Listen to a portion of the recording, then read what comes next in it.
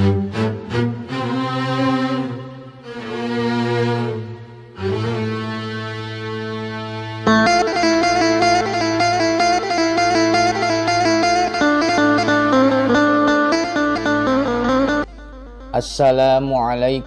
warahmatullahi wabarakatuh. Abu Bakar As-Siddiq lahir dengan nama Abdullah bin Abi Quhafa pada tahun 573 Masehi dan wafat pada 23 Jumadil Akhir tahun 13 Hijriah setelah tahun gajah, bertepatan pada usianya ke-63 tahun. Abu Bakar merupakan putra dari keluarga bangsawan terhormat yang ada di Mekkah. Sebelum masuk Islam, beliau bernama Abdul Ka'bah. Ayahnya yang bernama Utsman bin Amir masuk Islam tepat pada peristiwa penaklukan kota Mekkah atau Fatu Mekkah. Pada usia ke-63 tahun, Abu Bakar As-Siddiq meninggal dunia karena sakit yang dideritanya.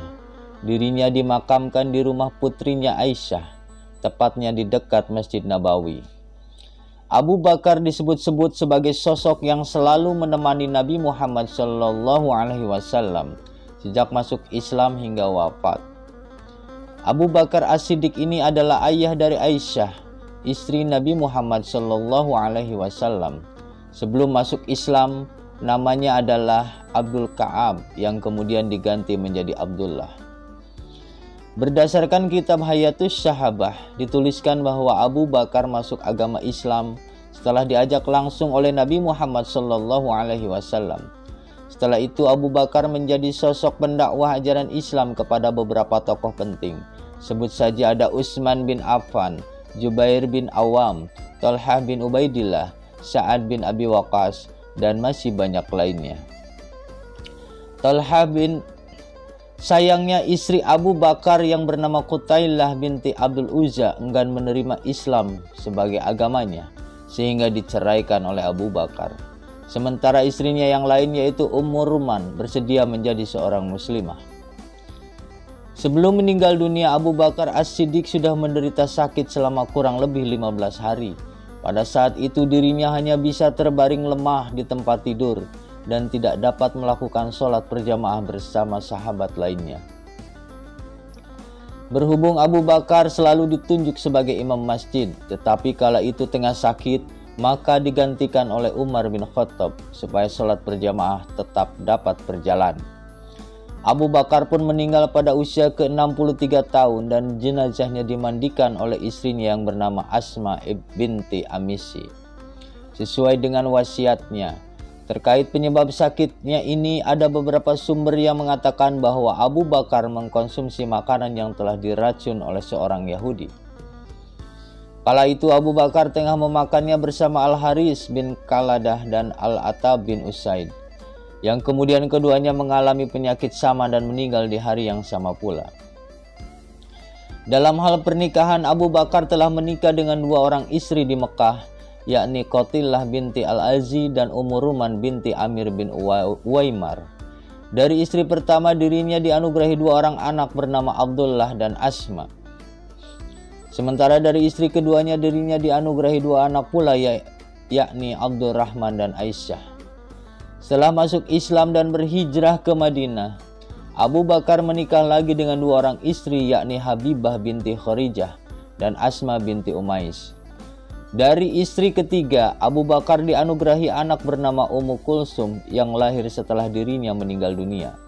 Ketika Ummu Kulsum dewasa, dirinya menikah dengan salah satu sahabat Rasulullah, yakni Thalhah bin Ubaidillah. Sementara dari istri keempat, dirinya dianugerahi anak bernama Muhammad.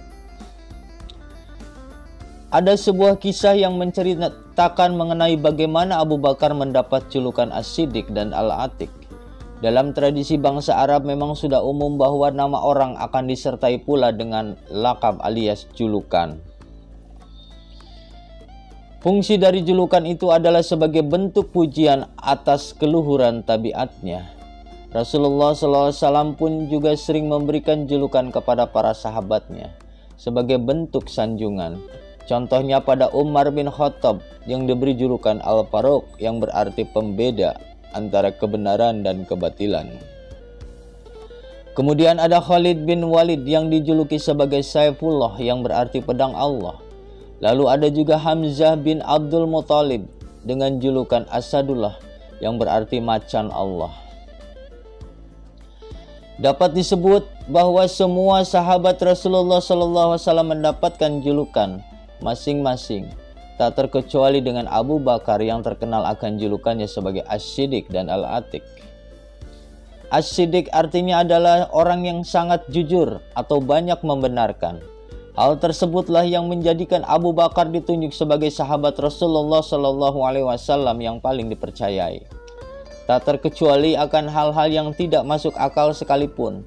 Ada sebuah kisah tepatnya setelah peristiwa Isra Mi'raj. Kala itu Rasulullah SAW melakukan perjalanan yang amat kilat dari Makkah ke Baitul Maqdis. Kemudian dilanjutkan dengan perjalanan langit yang penuh keajaiban.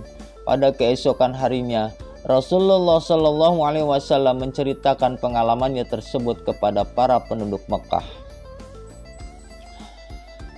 Namun bukannya didengarkan dan membuat keimanan semakin bertambah. Para penduduk Mekah malah tidak percaya dan bahkan semakin mengolok-olok Rasulullah SAW. Parahnya lagi, beberapa orang yang memiliki iman lemah justru menjadi murtad dan menganggap Rasulullah SAW sebagai pendusta.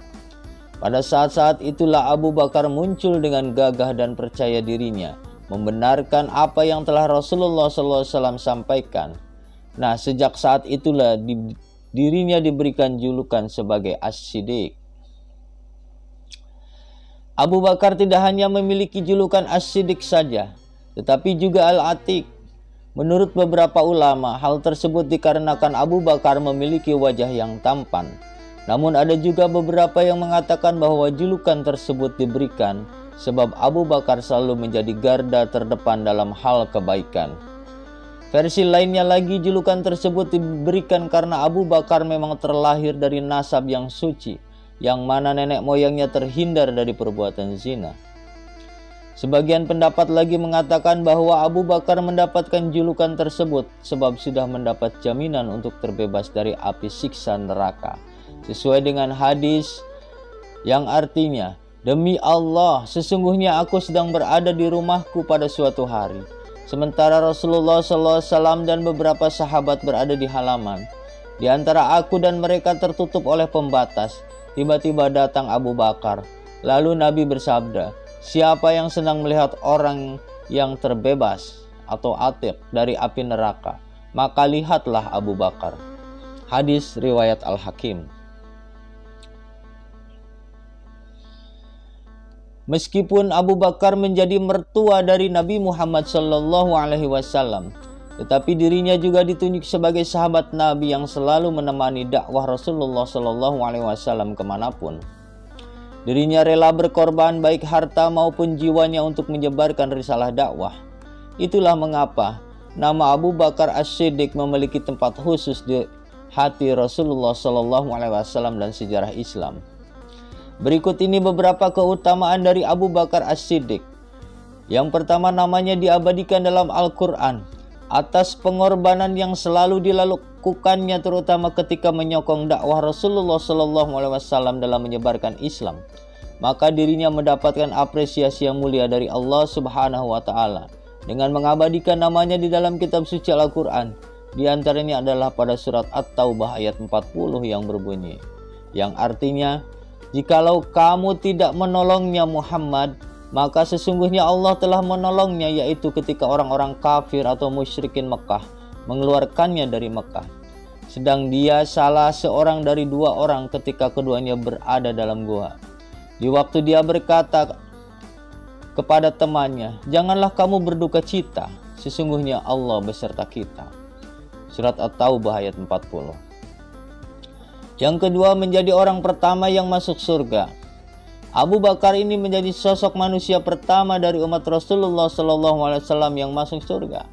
Hal tersebut telah diterangkan dalam sebuah hadis yang diriwayatkan oleh Abu Daud yang berbunyi, dari Abu Hurairah radhiyallahu anhu, ia berkata bahwa Rasulullah SAW bersabda, "Jibril mendatangiku dan mengajakku untuk melihat pintu surga yang akan dimasuki oleh umatku nanti.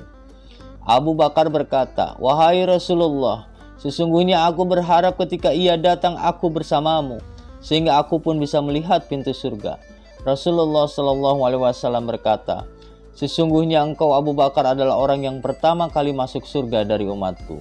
Hadis riwayat Abu Daud. Yang ketiga, menjadi mufti di masa Rasulullah Shallallahu Alaihi Wasallam. Pada masa Rasulullah Shallallahu Alaihi Wasallam masih hidup, setidaknya terdapat 14 orang sahabat yang dipercaya untuk memberikan fatwa kepada umatnya. Namun dari ke-14 itu hanya Abu Bakar saja yang dipercaya oleh Rasulullah untuk memberikan fatwa ketika bersamanya. Sementara sahabat yang lain hanya boleh memberikan fatwa ketika tengah tidak bersama Rasulullah. Saking percayanya Rasulullah kepada Abu Bakar, terdapat dalam sebuah hadis yang diriwayatkan oleh hadis riwayat Al-Bukhari. Yang keempat, menjadi orang yang senantiasa bersegera untuk melakukan kebaikan. Sosok Abu Bakar yang tidak hanya menjadi mertua Nabi, tetapi juga sahabat Nabi ini akan selalu bersegera dalam melakukan hal-hal kebaikan. Bahkan ketika para sahabat Nabi yang lainnya tidak melakukannya, hal tersebut telah diriwayatkan dalam sebuah hadis yang berbunyi dari Abu Hurairah radhiyallahu anhu. Ia berkata bahwa Rasulullah Shallallahu Alaihi Wasallam bersabda, "Siapakah di antara kalian yang pagi ini berpuasa?" Abu Bakar berkata, "Saya." Rasulullah kemudian berkata, "Siapakah di antara kalian yang pada hari ini mengiringi jenazah?" Abu Bakar kembali menjawab, "Saya." Rasulullah SAW kemudian kembali bertanya, "Siapa di antara kalian yang hari ini memberi makan orang miskin?" Abu Bakar kembali menjawab, "Saya." Rasulullah pun juga kembali bertanya, "Siapakah di antara kalian yang hari ini menjenguk orang sakit?" Abu Bakar menjawab, "Saya." Rasulullah SAW kemudian bersabda, "Tidaklah terkumpul perbuatan ini pada seseorang, melainkan ia akan masuk surga." Hadis riwayat Muslim. Yang kelima, menjadi sahabat Nabi yang sangat tawadu. Sikap tawadu adalah sikap tenang dan tidak sombong akan hal yang dimilikinya. Sikap terpuji itu dimiliki oleh Abu Bakar, yang mana merupakan orang berpunya dari segi harta. Meskipun dirinya orang kaya, tetapi Abu Bakar tetap hidup dalam sikap tawadu dan sederhana, sesuai dengan hadis yang berbunyi dari Abdullah bin Umar radhiyallahu anhu. Ia berkata bahwa Rasulullah Shallallahu Alaihi Wasallam bersabda, "Siapa yang memanjangkan pakaiannya untuk bermewah-mewahan, maka Allah tidak akan memandangnya pada hari kiamat." Abu Bakar kemudian berkata, "Sesungguhnya pakaian saya kepanjangan kecuali saya memotongnya." Rasulullah SAW kemudian menjawab, "Wahai Abu Bakar, kamu berbuat demikian bukanlah untuk bermewah-mewahan." Hadis riwayat Al-Bukhari. Kehidupan Abu Bakar As-Siddiq sebelum dan sesudah masuk Islam.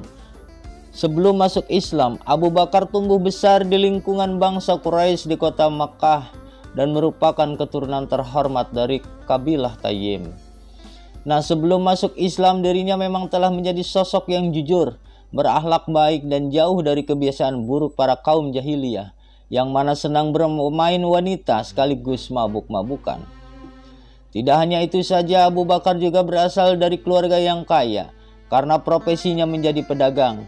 Sudah cukup banyak rute dagang yang dikunjungi olehnya. Ketika berdagang pun Abu Bakar tetap mengamalkan sikap jujur dan ramahnya, sehingga dianggap sebagai pedagang terhormat di antara bangsa Quraisy. Dalam Sirah Nabawiyah, Ibnu Hisham turut menjelaskan bahwa Abu Bakar adalah sosok yang lemah lembut, sekaligus sopan santun kepada kaumnya. Sebagai seorang pedagang yang memiliki akhlak istimewa, dirinya juga kerap didatangi oleh para pemimpin kaum untuk meminta pendapat. Hal tersebut karena Abu Bakar juga terkenal akan ilmunya yang luas, pengalaman berdagangnya yang mapan, sehingga kedudukannya makin tinggi di antara bangsa Quraisy. Sesudah masuk Islam, seperti yang sudah dijelaskan sebelumnya, Abu Bakar memang sosok yang terjaga dari keburukan akhlak bangsa jahiliyah. Padahal saat itu agama Islam belum diturunkan, dirinya begitu enggan mengikuti keterpurukan moral yang ada pada bangsa Quraisy. Meskipun dirinya adalah sosok terhormat di sana, Setelah masuk Islam, Abu Bakar senantiasa menemani Rasulullah SAW dalam setiap dakwahnya. Bahkan tak segan-segan pula untuk mengeluarkan sebagian hartanya demi menyebarkan agama Allah. Kedekatan antara Abu Bakar dengan Rasulullah SAW ini juga pernah diriwayatkan oleh Bukhari yang berbunyi, dari Ibnu Abbas radhiyallahu anhu, dari Rasulullah SAW ia pernah bersabda, "Jika seandainya aku dibolehkan untuk mengambil teman dekat dari umatku, maka sungguh aku akan memilih Abu Bakar. Akan tetapi ia adalah saudara dan juga sahabatku." Hadis riwayat Bukhari. Sebagai sosok yang menyangga dakwah Rasulullah SAW, Abu Bakar mengarahkan dakwah menjadi dua kelompok, yakni kelompok Quraisy yang memiliki fitrah bersih, pikiran lurus dan tidak terpengaruh akan keburukan akhlak jahiliyah, dan kelompok fakir miskin di kalangan hamba sahaya, serta orang-orang yang telah terzalimi dari kalangan non-Quraisy. Itulah ulasan mengenai bagaimana kisah Abu Bakar As-Siddiq yang merupakan mertua sekaligus sahabat terdekat Nabi yang senantiasa dipercaya oleh banyak orang, tak terkecuali oleh Rasulullah SAW. Demikian, terima kasih. Assalamualaikum.